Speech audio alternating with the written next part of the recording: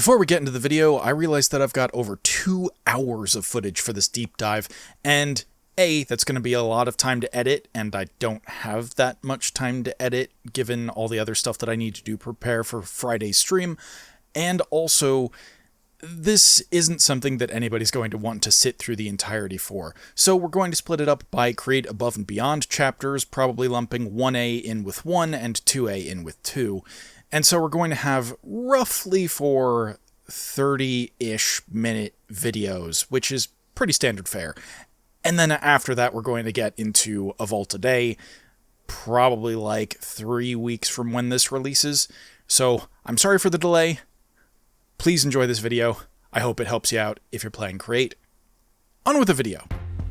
Hello YouTube, my name is Agent Omega, and I do things. Welcome back. We are on my Create Above and Beyond world, and as I promised, this is going to be a deep dive into the contraptions of my main factory floor. This is going to include chapters 1 through 3, 1A, 2A, and some of the more manual or external stuff that I have going on, including but not limited to my trading setup, the manual stuff that I have over by my current staircase, and potentially some of the things on the other floors and or my drill, depending upon how much time we have here.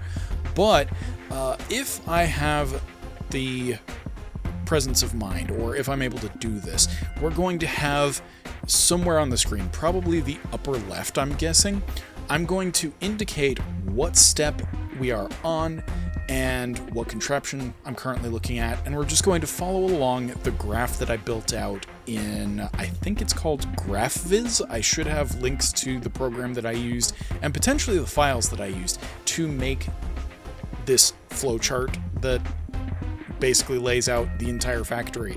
And it really helped me with adjacency for the most part. I mean, clearly we have some conveyor belts that go quite a distance in order to deliver some of the items, but that is a-okay. I wanted to minimize the amount of times that I needed to do that, in part because I didn't realize that I would have access to item pipes relatively quickly. But with that, let us go and get into this. So I have installed FreeCam for the purpose of this walkthrough, and the first thing we're going to do is dip into the floor. Now, it's kind of difficult to tell, but just looking around, we have a grid of water wheels under the floor that's powering this entire factory, and of course, as time went on, I found that I needed a higher capacity, so I cheated, quote-unquote, by just adding more water wheels in like a massive bank under the floor, and basically, I just wanted to hide my power in a very aesthetic way. If we look... oh, okay, that's cool. JEI, the one probe? Yeah, I think this is top. That's the display in Create Above and Beyond. But you can see that the grid is composed of... I went too far. The grid is composed of encased shafts and gearboxes. So basically, I have power hookups, or rotational power, I should say, hookups in this entire factory. Like, you can go to just any square, and even if there's nothing there currently, it can accept rotational power. So that's one thing that I did, and as time went on, I learned the importance of leaving enough space for a clutch. And so that is, you can turn off your machines when you're not actually using them and save yourself some SU. But we are going to go ahead and start with this sediment strainer device. And the thing is, my graph doesn't include all of the stuff that you need to make sediment strainers, so this is going to be slightly more advanced than what you actually need. But you're going to need rice in order to get the canvas for the strainers. I think you can also potentially get canvas by using a knife on crops, or not crops, grass, but this is the easiest way because it's less random. You'll always get rice panicles, which then... Anyway, I'm getting ahead of myself because I'm going to explain this as we go on. So, we have here a simple mechanical bearing, and then on that mechanical bearing, there are chassis, and I believe these are linear chassis. That means that you can connect a number of them together without having super glue. But then you can also specify a certain number of blocks that they're supposed to connect to. In this case, I'm just using the chassis so that we can connect the backbone together without needing as much super glue. But then the 4 blocks that are attached to it, the harvesters, there are 2 of them. And then the barrel, which is the storage on the machine, because in this version of Create, I don't think storage drawers work with contraptions, but vanilla stuff definitely does, and potentially these modded storage barrels might as well.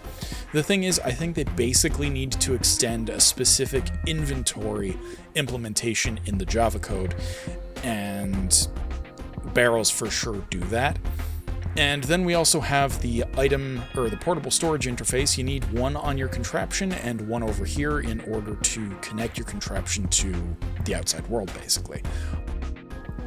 And then you also need an output to the portable storage interface, which is the chute. You can also use a vanilla hopper, you can use pipes, pretty much anything that extracts from an inventory in some fashion should suffice for the portable storage interface, but you can't just put one of these things against an inventory like the storage drawers or even vanilla stuff and expect that it's just going to work. That's one of the #1 things that I've seen asked with like Create setups, like, why isn't this portable storage interface connecting? It's because you need to extract the items, my guy. But that's pretty much what we have there. We've got a storage drawer storing our rice panicles. That is, you know, the raw rice that comes out of here. Originally, I could have sworn that Farmer's Delight also gave buddy beans from rice, but for whatever reason, it didn't seem to, and I don't know if I just got incredibly lucky or incredibly unlucky, but originally this used to be a 2x1 storage drawer. I think that's the order. And so basically I had a slot for the rice panicles and a slot for the buddy beans, but I never had any buddy beans, so I just replaced it with a storage drawer that theoretically can eventually get full of rice, but I mean, obviously we're consuming this fast enough, and I think, oh, I also put void here. Yeah, okay, so potentially we're never going to have any backlog of rice panicles, but that's, you know, personal preference. I think I might actually take the void off of this, because it turns out that bags of rice are really useful for trading, but we'll get there when we get there.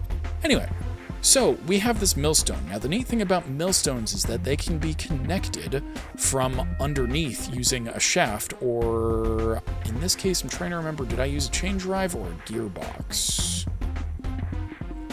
This is the problem with making everything on the floor. It's nice and flush, but I can't tell how I connected this stuff. Let's see. Okay, so you're over here.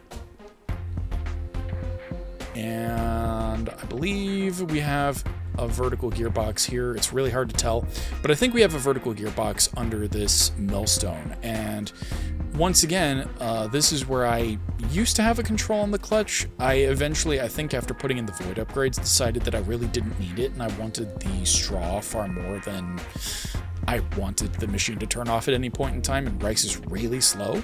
So I eventually took away that lever, but you can see that we're extracting power using this encased chain drive. That's one of the techniques that I use to do it. Sometimes you'll see that I use a double gearbox and something in the middle to take power out, but we're using an encased chain drive into a gearbox, into a clutch. If I wanted to shut this off, I could. And then we're also using an adjustable chain gear shift. For the unfamiliar, if you power this thing, the redstone power level that you set it to is a multiplier that basically takes, I think we're running at 16 RPM natively, but then it takes it and then it doubles it. So right now, I know for a fact that this is on power level 15, which is the maximum redstone signal that you can get, and I think I'm just doing that with a lever down below. But that means that the RPM here is doubled to 32. So this, if I'm remembering correctly, that might be wrong. I think the kinetic stress impact is actually 4 times multiplicative, so... Oh yeah, no, that works out. Yeah. So this is 32 RPM, and it's consuming 128 stress units. Now, as I mentioned, stress units are generated by the water wheels, and let me just go ahead and find one real quick. Because the nice thing is, despite being in free cam, I am still technically speaking wearing my Create goggles, which means that I can still see stats. So we are generating 256 stress units at 16 RPMs, and that's important because as you change gear ratios and the like, your machines are going to consume different stuff, or you're going to consume different stress capacity at different rates. And I believe the maximum in this version of Create is 256. You might be able to get more by doing a vertical water wheel with a bubble column, potentially making it a little bit faster, but I'm pretty sure 256 is just the default. So eventually we'll get to how much stress unit we're generating with the whole setup, but for now, that's just the basic concept. Right here, we are far enough into the game that we have brass funnels, and so I can specify that I want to filter specifically straw out of this direction and specifically rice on this direction. And so that's how we're splitting that out. If you don't have access to brass filters, what you're going to need to do is use andesite funnels into storage drawers that have the specific item that you want, and that will technically act as a filter itself. I think we don't necessarily have andesite funnels in the factory, I don't believe, but I use that same principle even with the brass funnels, just because it's easier. So we'll eventually see that, like looking over there, we can kind of see an example of what I'm talking about. But that's what you do if you want to split items out in this general direction. Now, we have our straw from the crushing process. That gets put onto this depot. Now, I can't really inspect this, I don't think, unless maybe... Nope, yeah, I would have to be holding this mechanical arm, I think. Nope, never mind, I just need to be holding my wrench. Now, despite the fact that I am physically not here, my wrench shows the inputs and outputs of the mechanical arm. So, automating straining is something that is going to happen later for most people than, initially. So I will once again go upstairs and show the initial strainer. In fact, let's just cut to that right now.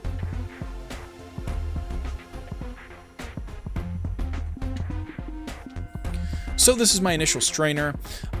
It has a double chest up top. Originally I just had one strainer here, but eventually I put in the second one.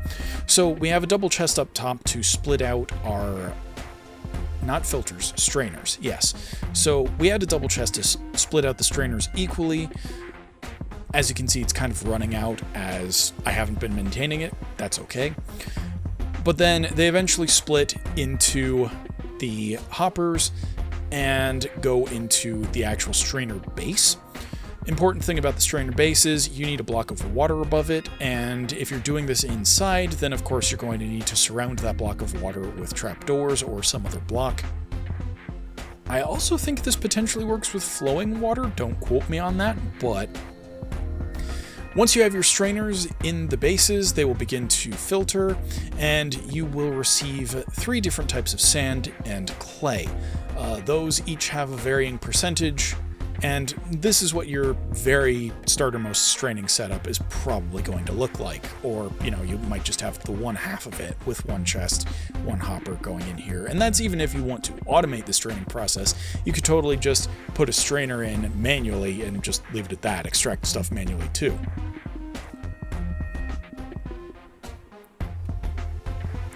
Now, popping back down here to the fully automated strainer setup, we have our straw, which is necessary for the canvas.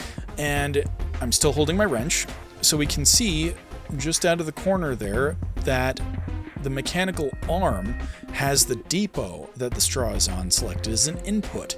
It is going to take that straw, and then because I have this set with a filter, it's going to put it into this brass funnel in this basin here. Now, this basin, if we come around to this side, I've got some horribly compacted power transference here. But this is where the entire strainer setup is getting its power from, I believe. Potentially, I'm also using some conveyor belt trickery to pass along power, but we have this adjustable rotation speed controller. I don't remember what I've currently set this to. The speed itself is basically immaterial as long as you exceed the initial threshold for both the mechanical crafter and the mechanical arm.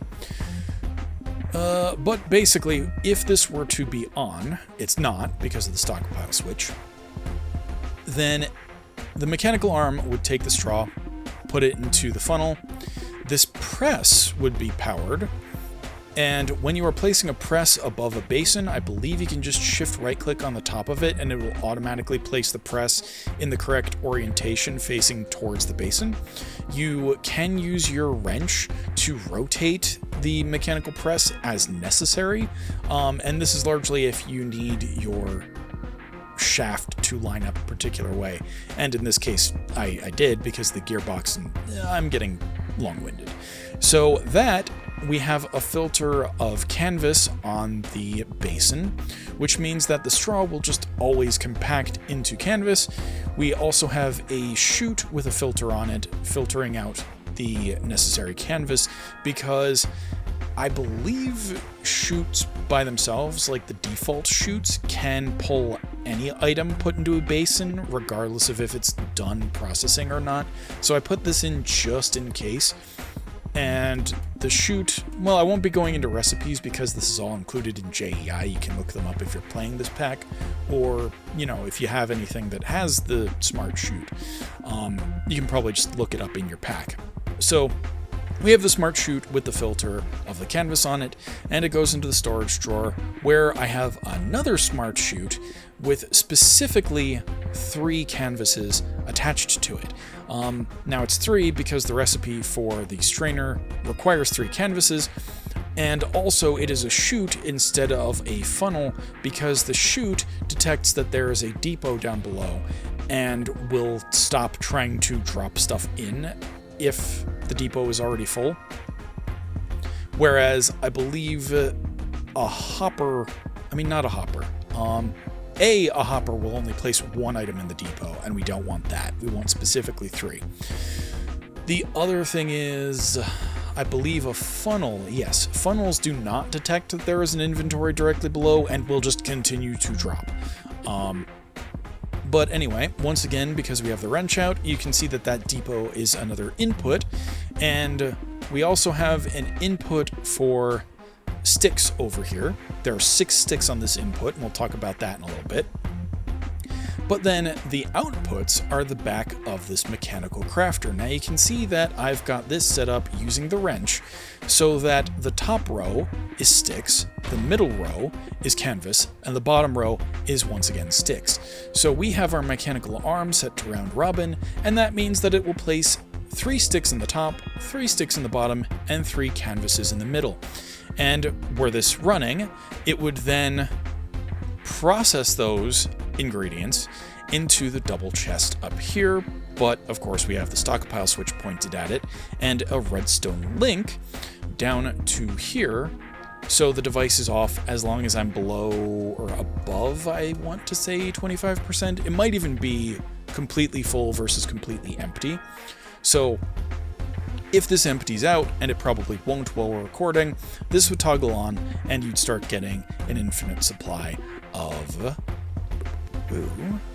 Oh, I can't show you belt contents because I'm in free cam. But these are what the strainers look like. We then output the brass funnel into a brass tunnel, and we currently have this set to round robin, and we do not want to force round robin because I believe these things kind of asynchronously have started based upon, you know, which hopper filled up first and all that whatnot. So the first strainer base effectively has more processing time on it than the last strainer base, and round robin basically just means that if any of these slots open up, this is immediately going to go into it. Whereas if I had force round robin on, it would wait until all of these slots are empty and then start outputting more, and I just kind of don't want that behavior. It doesn't really matter. I think it would ultimately balance out just because, you know, it would detect these are empty, but these chutes would still potentially have a strainer in them, and so would these hoppers. You know, there's a buffer of at least 6 in between this system and the strainers themselves. Anyway, that's beside the point. So I have 4 strainers here just because I wanted to speed up the process a little bit. It is still very slow, but I'm at the point where I have enough of a stockpile that it doesn't impact me whatsoever. But then we have these 4 chutes that immediately put stuff onto belts. Now, like I said, chutes also treat belts as inventories, so it'll see that, hey, there's an item below me I can't actually output, and it will just hold on until it can. Whereas a funnel, again, would just say, oh hey, I don't detect the inventory below me, just keep pushing stuff. And they both have their pros and cons, but that's why you might want to use a chute over a funnel, and vice versa. Now, we have, these used to be andesite funnels, I believe. I don't know entirely why I replaced them with brass funnels. Potentially I was thinking, what happens if this stuff gets backed up and I want to be able to take in multiple sand items at the same time, kind of deal. Because that's the difference between an andesite funnel and a brass funnel. Andesite only takes 1 item at a time, I believe, really quickly, but only 1 item at a time. And brass funnels can take a variable amount of items, up to 64, or, you know, a full stack of whatever you're processing. And they can also have filters applied to them. But, as I mentioned earlier, this is the case where we are using the storage drawer as the filter, so you can see that we've got our orange sand, white sand, and regular sand, and we also have clay balls. So with that is our sediment strainer completed, and I realized that also included, you know, rice processing, but that is a-okay. And actually, technically speaking, I need to jump back just a little bit further because we also have tree processing involved in this. Now you can see that I've opted to put my trees in a circular layout.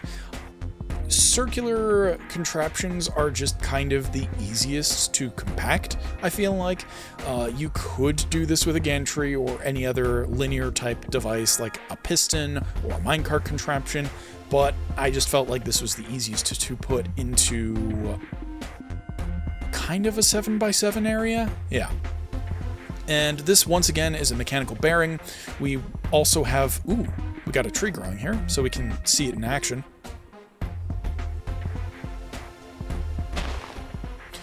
But you can see that we still have the linear chassis as the framework for this thing, and a little decorative stuff going on.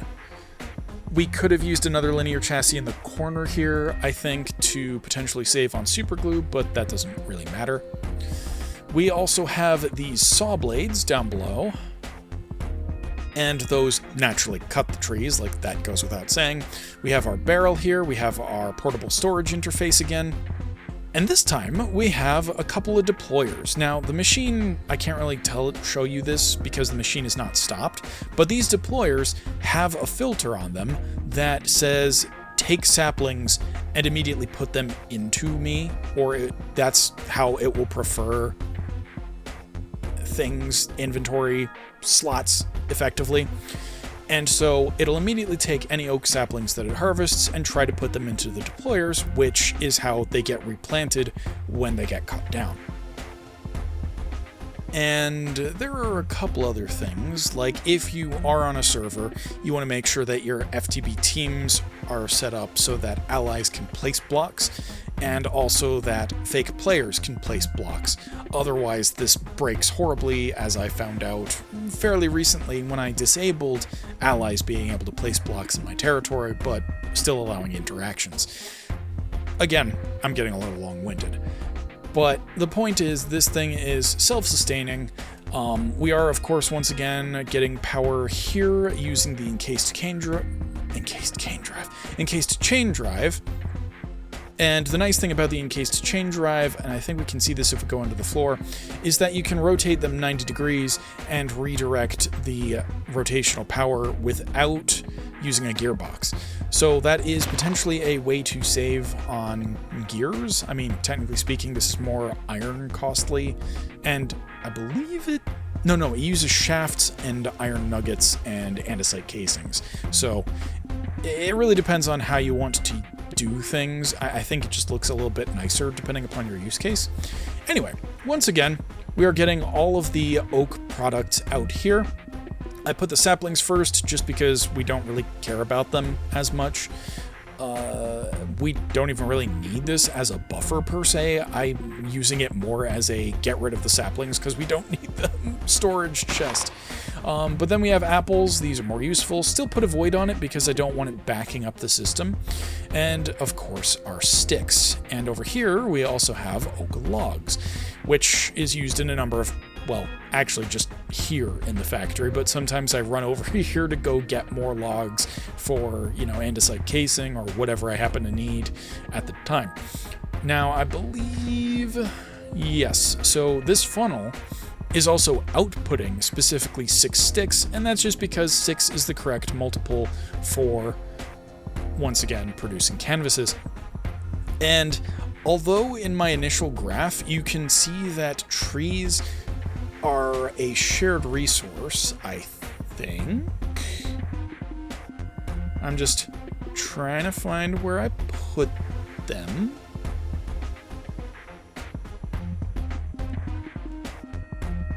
I must have accidentally removed trees from my graph, but that is something.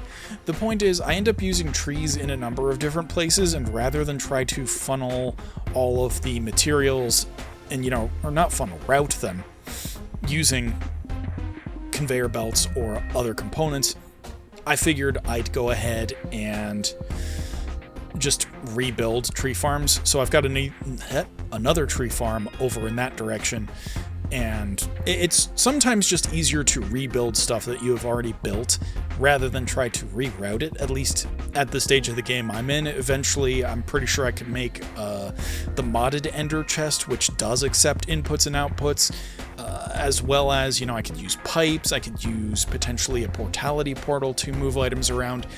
In this stage of the game, I just found it was easier to rebuild stuff, and also I didn't have an acacia farm, so that's why I made it out of acacia. So, now that we've covered the entirety of sediment, we are going to move along to algae.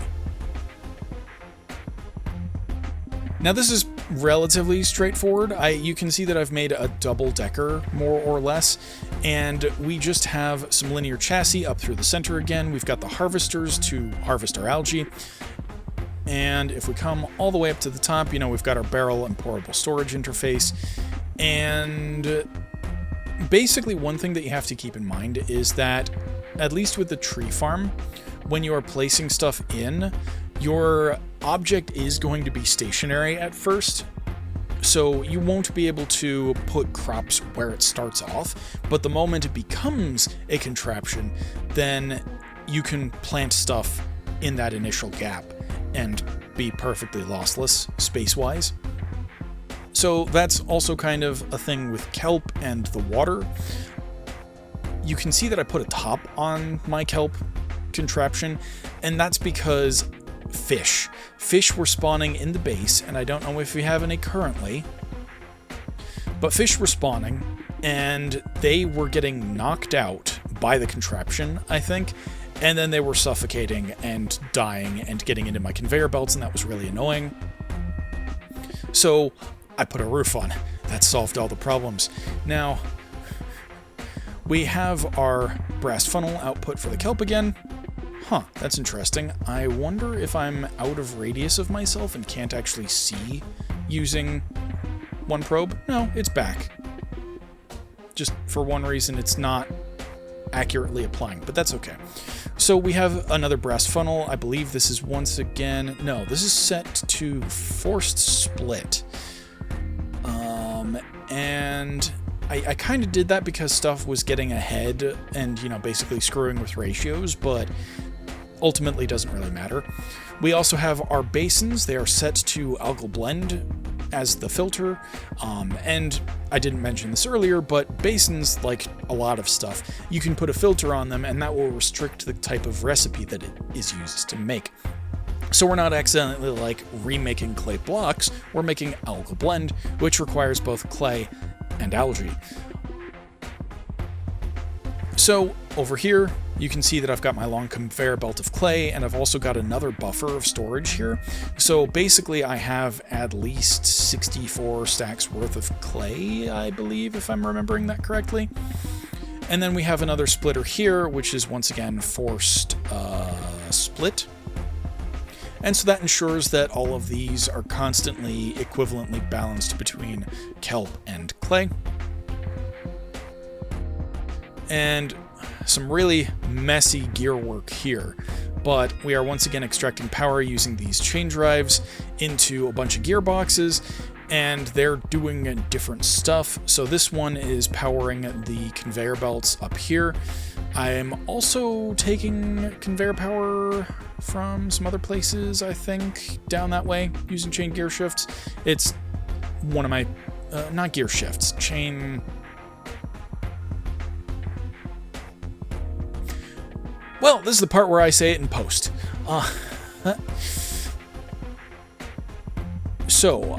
Yes, so that's powering our two conveyor belts. You see that they have to be going in different directions, so that's also why they're kind of, I believe, gearboxed in different ways.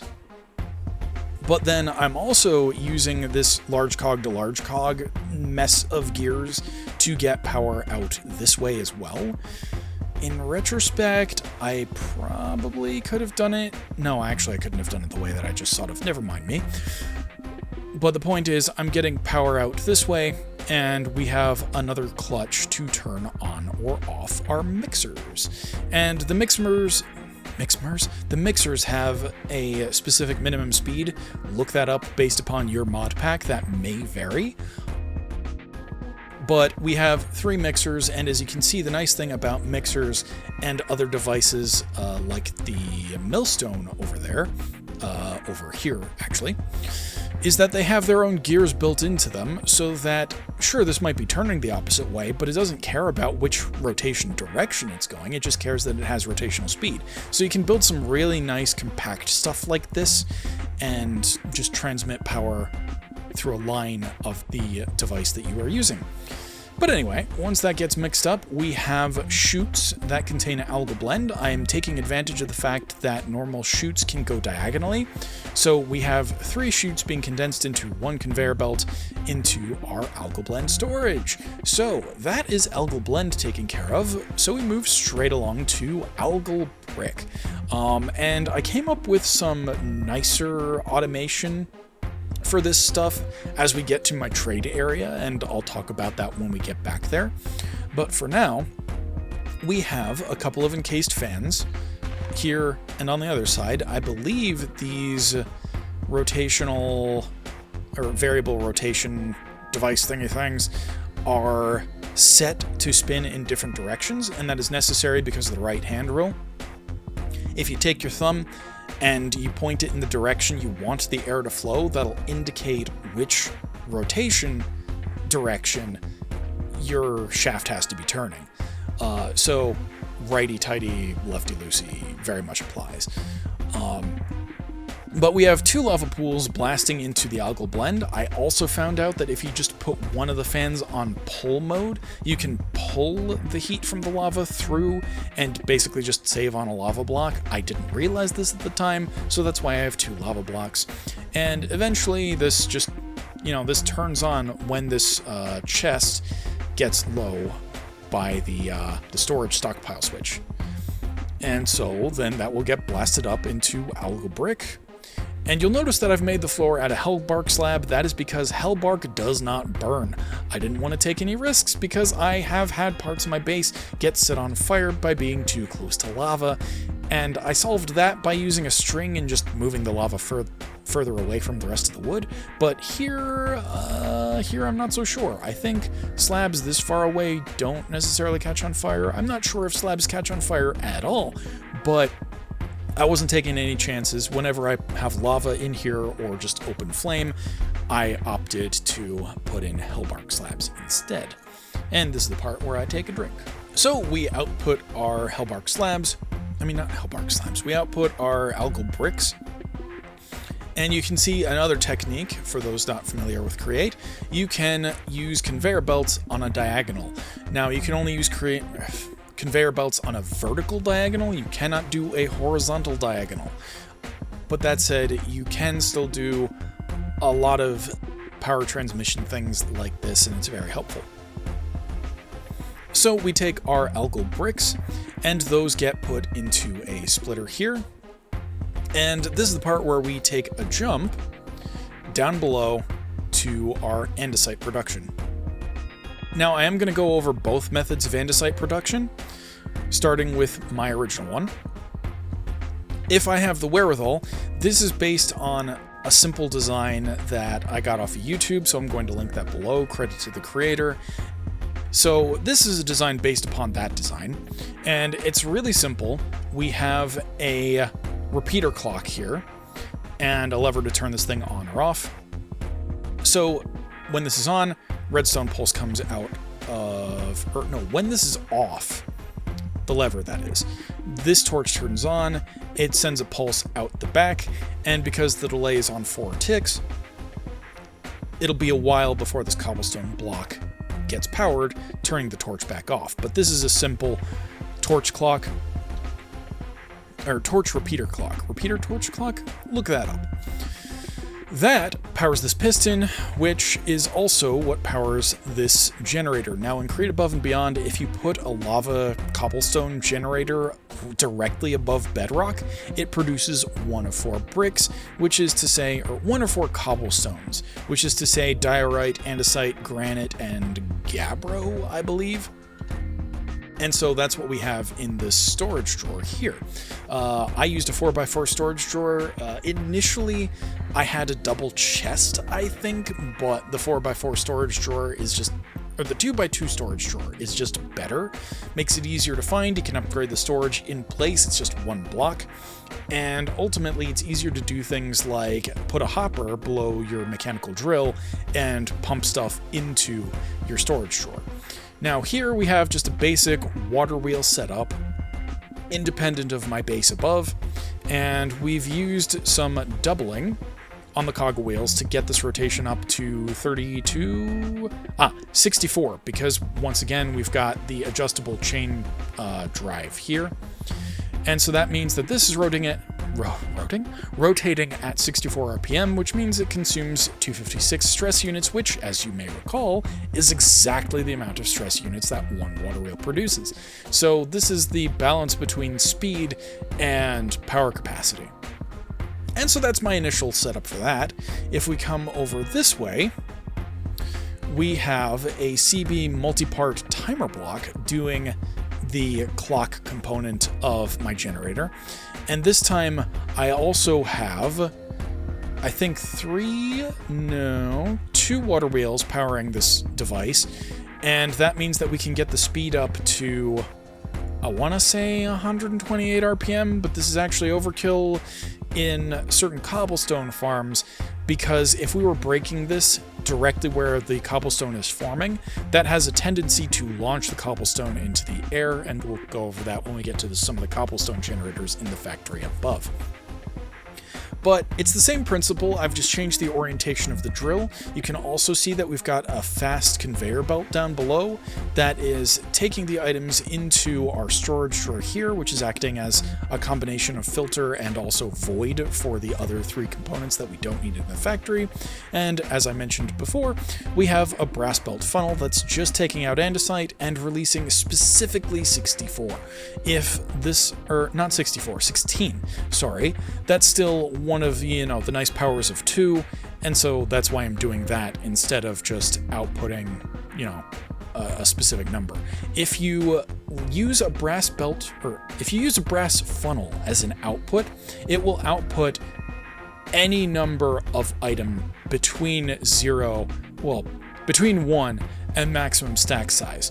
So if I were to remove the number here, it would immediately spit out the 8 diorite, or not diorite, it would spit out the 9 andesite cobblestone that it currently has. And I kind of didn't want that because, like I said, I like multiples of 2. But that is our andesite. Then we were just using a bubble column. Yeah, we're just using a bubble column to transport that up to the factory floor. So that's how the andesite is made. We can check another component off of our factory. The andesite, and it can be either cobblestone or smooth andesite if memory serves, gets split up and put into basins where we are mixing our andesite alloy.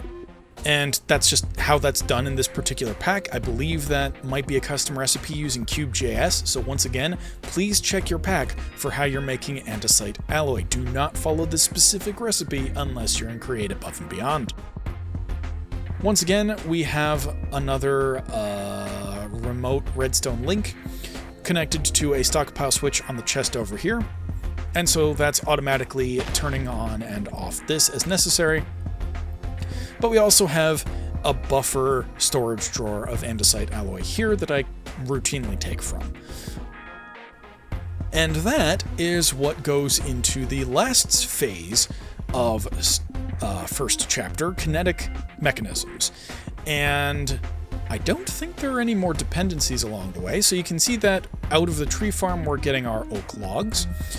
Those are from a very messy conveyor belt layout to transfer power and also move stuff. Those are getting put into the saw blades. Saw blades, you'll notice, also have filters, and this restricts what they can make. So I don't really need this first one at all, I don't think, because if you put an oak log into a saw blade, it will strip it first. And I also don't think I need the second one, because if you put an oak stripped log into a saw blade, it will just automatically make planks next.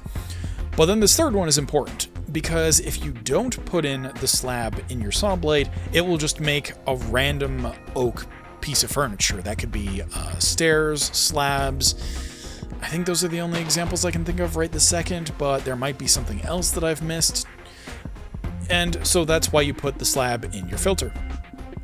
Of note, you will see that these are turning from our point of view in the clockwise direction, whereas our belt is going counterclockwise or anti-clockwise, depending upon which part of the world you're from. And so just keep that in mind if you are using a conveyor belt to input stuff into your saw blades. Up above on my first floor, I think I'm just using a hopper to do that, but rotation direction matters. And if you think about it logically, you'll notice that the saw blades are turning towards the material it's cutting, at least based upon the sprite motion, and that is how saw blades work in real life. The cutting blade moves toward the thing it's cutting. Go figure. So we have our slabs. I have a buffer of slabs just in case. But then we have deployers. Now the recipe for Kinetic Mechanisms, and I think Kinetic Mechanisms might only exist in CA&B, don't quote me on that, but the recipe for them is oak slab, or any wood slab, actually. Any wood slab plus 1 andesite alloy, plus a second andesite alloy, plus a saw. And it has to be done using deployers. There is no other way to automate this as far as I'm aware. And so if I were out of Kinetic Mechanisms, you would see that, yeah, actually we have a pretty good indicator right here. We have partially processed state 1, partially processed state 2, and actually I believe these are both state 1. This is state 2. It hasn't been sawed yet, or maybe it has been sawed. Don't quote me on any of this. But then it gets made into a kinetic mechanism. One special thing of note, I have an unbreakable diamond saw here, and that's something specifically in this pack as well. If you, there are ways that you can do it using X-petrified orbs or something like that from one of the mods, but there is also in our quest book, in the market section, you can trade a diamond saw and 5 gold to make an unbreaking diamond saw, and you have to use that in automation crafting. And I'm pretty sure that just applies to the 4 items that you use in Create Above and Beyond. So we'll get there when we get there. I also happened, as part of a randomium ore, I believe, to get a USB flash drive, and so I'm just missing the 7 gold that I need to make that unbreaking, and once I do, I can turn that in and get an unbreaking flash drive for the last step. I believe that's chapter 4 that I'm currently working on? Yeah. But that's Kinetic Mechanisms. I've gone on a tangent. Now, we've split the Kinetic Mechanisms out. Half of them go to Chapter 2, half of them go to 1A. And because we're doing things in roughly numerical order, we're going to go to Chapter 1A next. Now, over here, we get into arboreal extractors, these are called. They are, I believe, a kinetic mechanism with a bucket in the armor stand. So that's how you make those. And if you place the back against a naturally generated tree, they extract stuff. And there's a little bit of a hack that you can use to put these in places they otherwise normally wouldn't. But we'll get there probably when I start talking about hellbark stuff. So as you can see, this extracts resin from the spruce trees, and I think spruce trees have the highest yield, which is why I picked that of the vanilla trees, but you get resin. We're pumping that into this storage tank, and I have intermediate buffer tanks in the middle because what I found out is there's some quirk with how preference works, I guess you could say.